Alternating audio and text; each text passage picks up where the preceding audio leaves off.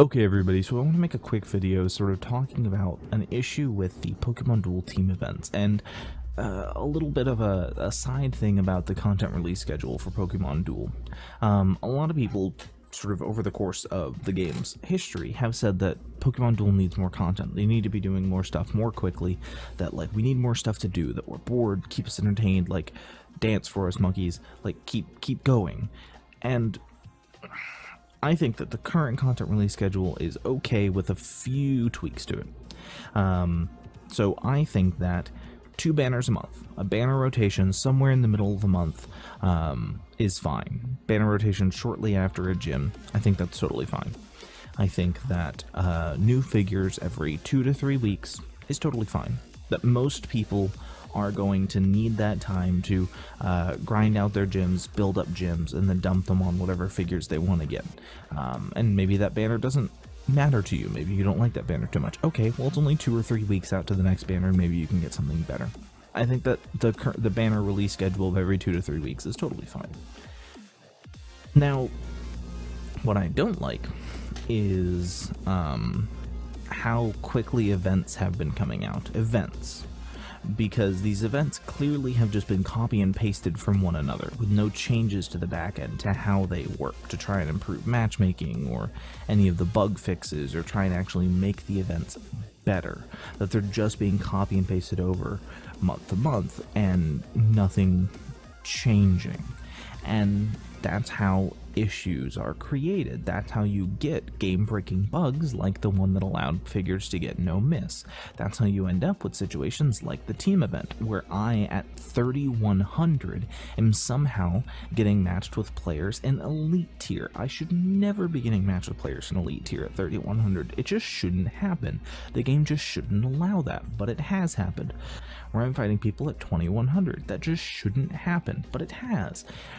Because nothing is being done to actually improve the events, because the Pokemon Duel team is trying to pump out content so fast that they're just ignoring everything else. They're just trying to shove content out the door as fast as they can without ever trying to fix it. And I know some people complain about there not being enough to do, but I think that the release schedule is fine.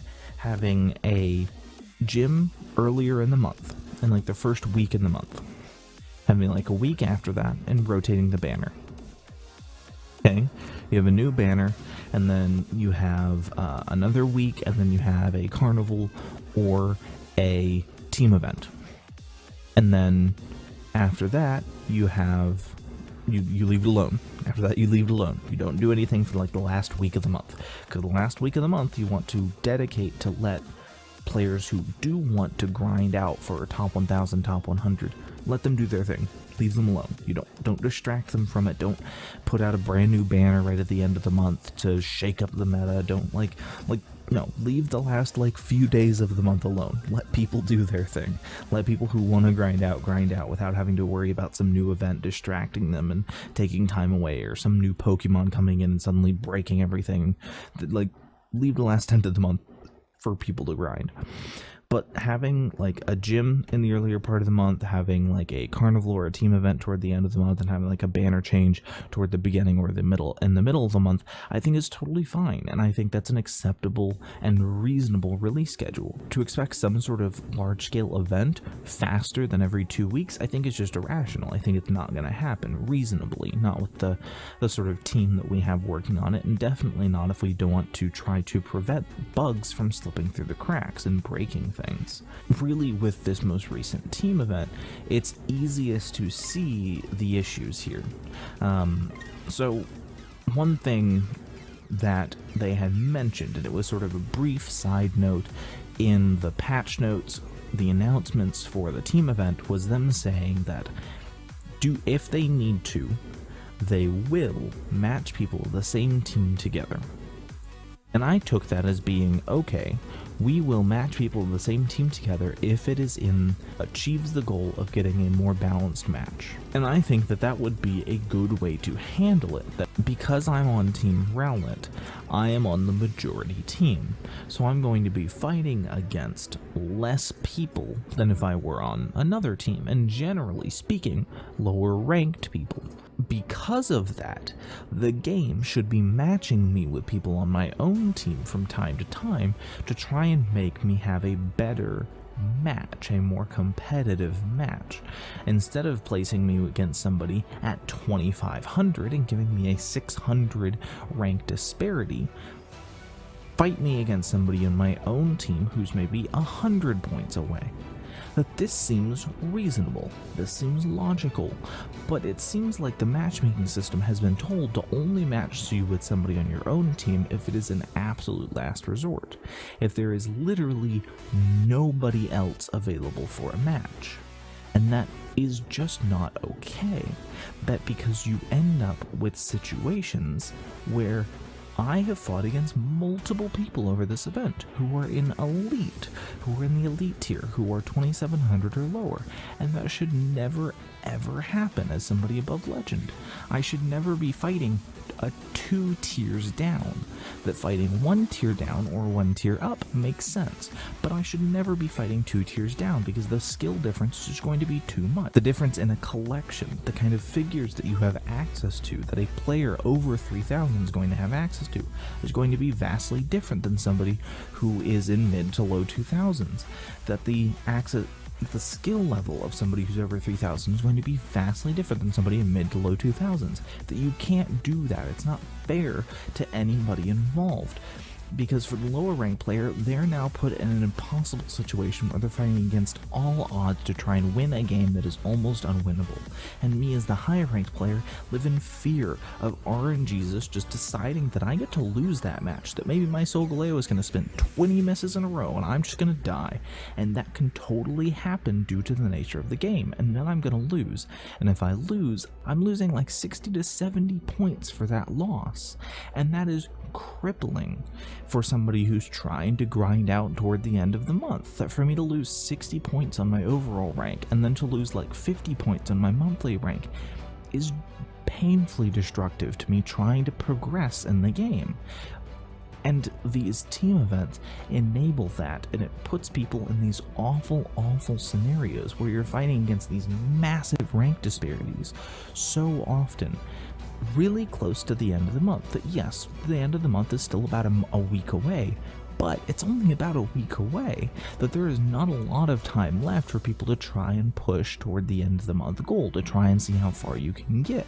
And if you suddenly start putting people in these situations where maybe just due to RNG, just bad rolls of the dice, they suddenly lose 300 points right before the end of the month hits, they're going to be set back so far that it's going to make it very difficult for those people to try and place well at the end of the month ladder. And that's not fair to them. It's not fair to the people they're playing against. That these team events, as it is detrimental to the main ranking ladder. It actively hurts the main ladder.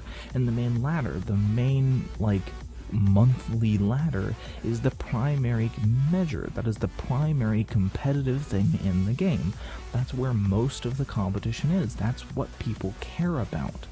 And if you screw that up every month by throwing in a team event that just completely jacks with the rankings right before the end of the month, people are going to get upset. People are going to throw a fit, and people are eventually going to stop playing if you keep doing this. And it hurts to see. It really does. It sucks to watch people's ranking gets destroyed. That on the Discord, there are stories of people who, that over the course of just a handful of games, lose 200 rank because they had a bad string of luck. It's just painful to watch some people get destroyed by the system with these team matches. That I'm 7-2 for this event. I've gotten 7 wins over the course of this event, but that 7 wins has only managed to be 50 points because everybody who I play against is 2700 or lower, and so I end up getting 8 to 12 points for my win, meaning that if I want to actually progress any, I end up needing to win against dozens of people.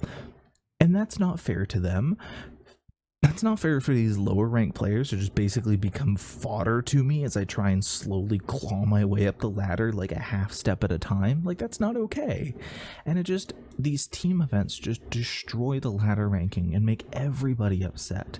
And as long as the Pokemon Duel team continues to try and pump out these events at this incredibly accelerated rate without actually trying to improve them and fix them and make them better, issues like this are going to keep popping up and people are going to continue to leave the game. And it's a problem, and I hope it gets fixed. But with all that being said, thank you all for watching. I hope you all have a great day, and I'll see you all next time. Thank you for watching today's video. If you have any questions, comments, or anything else about the video, please feel free to leave them down below. If you guys like this video and want to see any more content from me, please feel free to subscribe to the channel for more updates on whenever new content goes out. With that being said, thank you for watching. I'll see you all next time.